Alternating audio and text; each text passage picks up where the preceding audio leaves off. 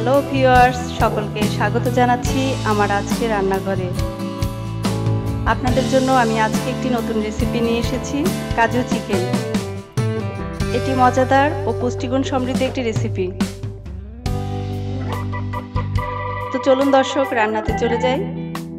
প্রথমে আমি একটি প্যান দিয়ে দিব চুলায়। এতে আমি তেল দিয়ে দিয়েছি এবং এতে 1 কাপ পেঁয়াজ কুচি দিয়ে দিয়েছি। পেঁয়াজ কুচিকে আমি একটু ভালো করে নেড়েচেড়ে ভেজে নিব। আমি ভালো করে ভেজে নিচ্ছি ও এতে সামান্য লবণ দিয়ে দিয়েছি। পেঁয়াজের কালার গোল্ডেন কালার হয়ে এসেছে, এটা আমি চিকেনটা দিয়ে দিয়েছি।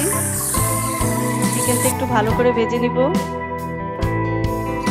চিকেনটা একটু ভালো করে ভেজে আমি বাকি উপকরণ দিয়ে দিব। আমি এখন দিয়ে দিচ্ছি 1 টেবিল চামচ পেঁয়াজ বাটা। আমি আরও দিয়ে দিচ্ছি 1 চা চামচ আদা বাটা। আমি দিয়ে দিচ্ছি 1 চা চামচ কাঁচামরিচ বাটা। আমি দিয়ে দিচ্ছি 1/2 চা চামচ রসুন বাটা ও 3-4টে এলাচ দারচিনি। সব কিছু দিয়ে আমি আরেকটু ভেজে নিব। এখন আমি দিয়ে দিচ্ছি 1 কাপ টক দই।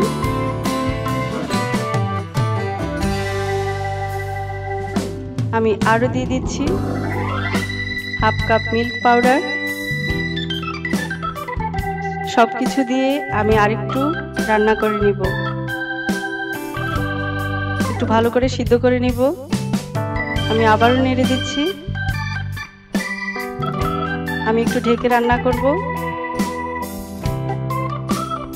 ঢেকে রান্না করার কারণ হচ্ছে চিকেনটা তাড়াতাড়ি সিদ্ধ হয়ে যাবে।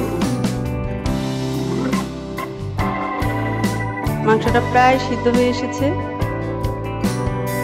কালারটাও সুন্দর হয়ে আসছে। এখন আমি এতে দিয়ে দিব কাজু বাদাম। কাজু বাদাম আমি আগে ব্লেন্ড করে নিয়েছি। এখানে প্রায় 100 গ্রামের মতো কাজু বাদাম নিয়েছি। আমি 1 চা চামচ চিনি দিয়েছি। আমি আবারও নেড়ে দিব। সবকিছু মিশিয়ে রান্না করব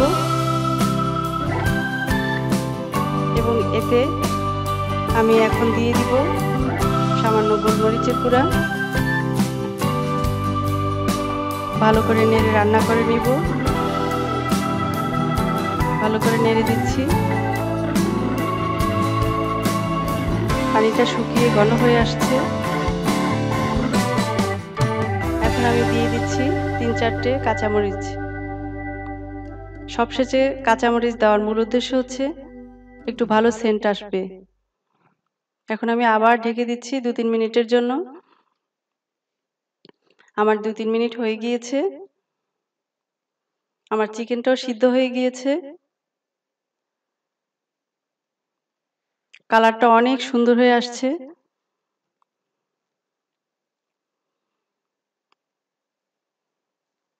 এই চিকেনটা আপনারা সবাই পোলাওর সাথে, সব ধরনের পোলাওর সাথে খেতে পারেন।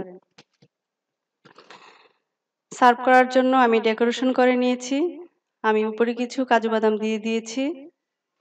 দেখতেই পাচ্ছেন কতটা সুন্দর হয়েছে। বাসায় কোনো গেস্ট আসলে আপনারা সহজেই এটি তৈরি করতে পারেন।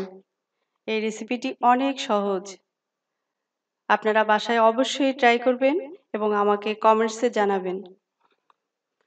আমার চ্যানেলটি আপনারা অবশ্যই সাবস্ক্রাইব করবেন এবং আমার সাথেই থাকবেন পরবর্তী ভিডিওর জন্য।